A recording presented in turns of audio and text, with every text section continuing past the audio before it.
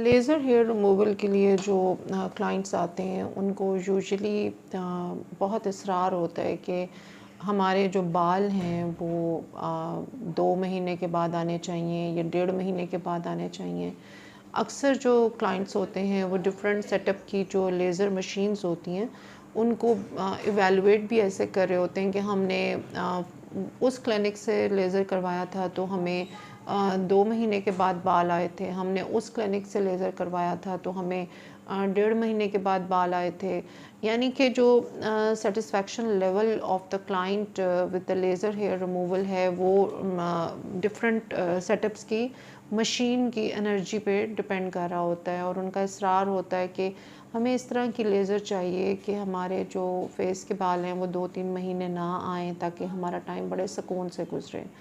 अब इसमें 2-3 बातें बड़ी इम्पॉर्टेंट हैं जो नॉर्मली डिस्कस नहीं होती हैं क्लिनिक्स में। पहली बात ये है कि आपके बाल जो ज़्यादा मोटे और मर्दाना सूरत हाल में आ रहे हैं, मर्दों की तरह दाढ़ी आ रही है या बहुत ज़्यादा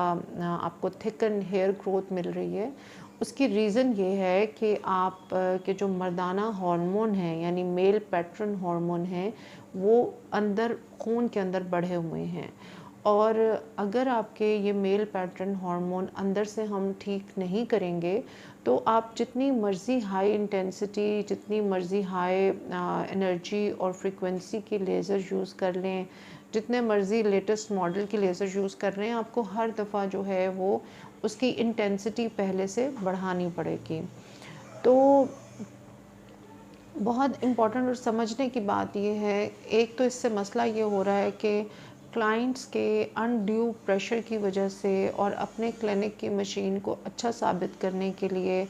यूजुअली टेक्नीशियंस जो होते हैं वो एनर्जी और फ्रीक्वेंसी क्लाइंट्स के बहुत ज़्यादा बात करने की वजह से बढ़ा देते हैं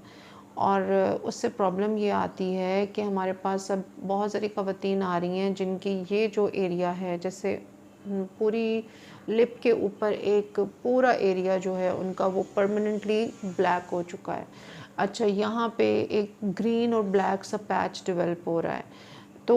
अब उसमें क्लाइंट्स जो हैं वो फिर क्लिनिक को ब्लेम कर रहे होते हैं कि ज़ाहिर सी बात है क्लिनिक को ही ब्लेम किया जाएगा, because in the first place somebody had to explain them,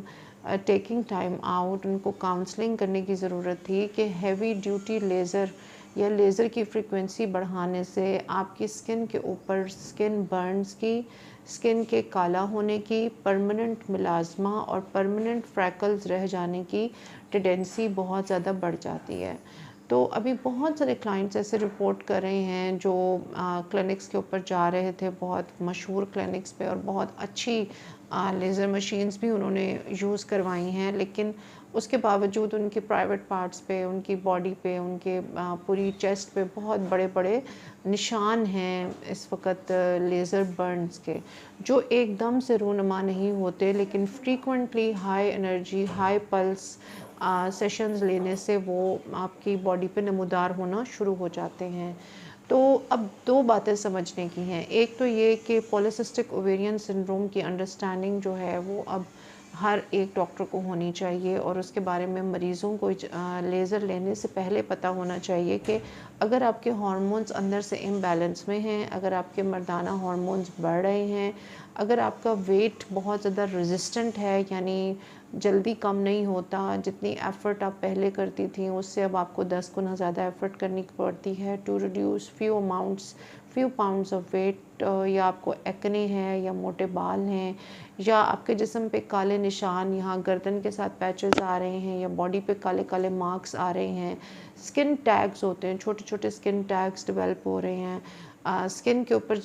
ऐसे कहीं कमर पे, कहीं टांगों पे एक काला बड़ा सारा मार्क छूट जाता है। ये सब निशानियां हैं इंसुलिन रेजिस्टेंस की और पॉलीसिस्टिक ओवेरियन सिंड्रोम की।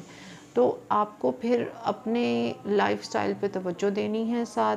अपने मेल पैटर्न हार्मोन को आपने दवाइयों के ज़रिए से और परहेज़ के ज़रिए से नॉर्मल करना है,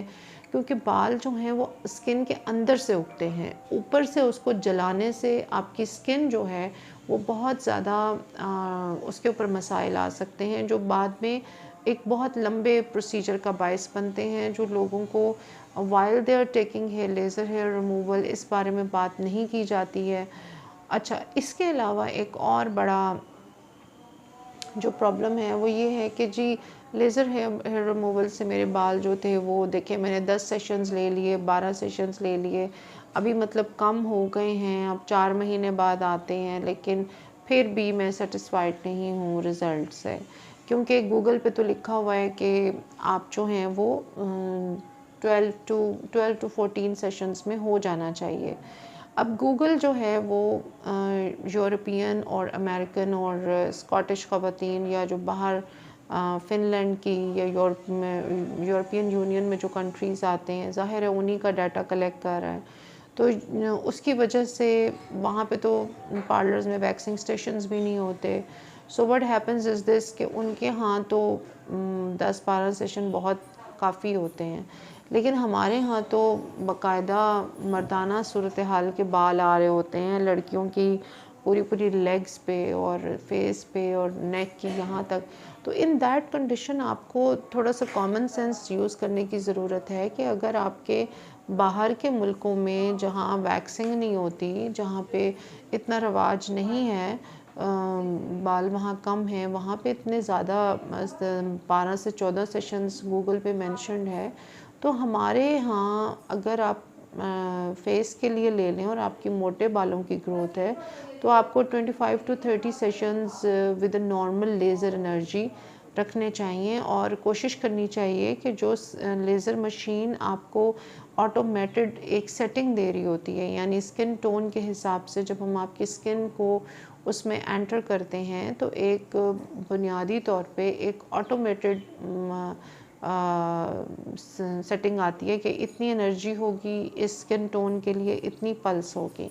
अब लोग यूजुअली उस जो मशीन में इनबिल्ट एआई होता है, आर्टिफिशियल इंटेलिजेंस, या इनबिल्ट जो प्रोग्राम डाला होता है उसको ओवर कम करते हैं और मैनुअली एंटर करते हैं बहुत ज़्यादा बीच में चीज़ें, ताकि हम अच्छे रिज़ल्ट्स दे सकें। वो अच्छे रिज़ल्ट्स तो आ जाते हैं but at the cost of एक नया ट्रीटमेंट का दरवाज़ा खुल जाता है।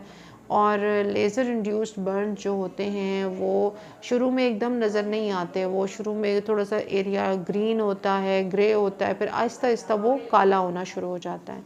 तो यू हैव टू अंडरस्टैंड कि अननेसेसरी प्रेशर डालना for good results for laser और comparison of clinic, I don't think this is a good idea. और मैं कभी भी ऐसे क्लाइंट्स के साथ समझाती ज़रूर हूँ, और अगर उनको बात समझ ना आए तो मैं उनसे फिर रिक्वेस्ट कर लेती हूँ कि आप जहाँ सेटिस्फाइड हैं आप वहाँ से करवा लें, क्योंकि हम अपने जिस प्रोटोकॉल के साथ चल रहे हैं हम वैसे ही चलेंगे, ताकि कल को आपको इस जगह पे काली स्किन, एक्ने या पोस्ट पे ट्रीटमेंट हाइपर पिगमेंटेशन या इन्फ्लेमेशन या एक्ने या इस तरह के प्रॉब्लम्स ना शुरू हो जाएं। तो ये चीज़ें मुझे लगता है कि बहुत ज़रूरी हैं समझनी। आ जाए, ठीक है, आ जाएं और इनके ऊपर काइंडली आप गौर करें।